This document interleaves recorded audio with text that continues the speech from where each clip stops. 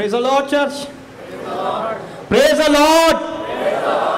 खुदावन का शुक्र है कि हम जिंदा लोग हैं और हम खुशी के साथ यहाँ पे हाजिर हुए। ये भाई बाबर हैं, इनको कंधे में 15-16 दिन से दर्द थी और जब वो इस घर में आए खुदावन के, तो खुदावन के बंदा ने दुआ की और खुदावन यीशु ने इन्हें कामिल तौर पर शिफा दी।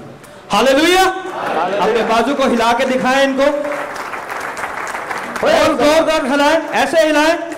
Wonderful, hallelujah. खुदावन ने इन्हें कामिल तौर पर शिफा दी है। हालेलुया।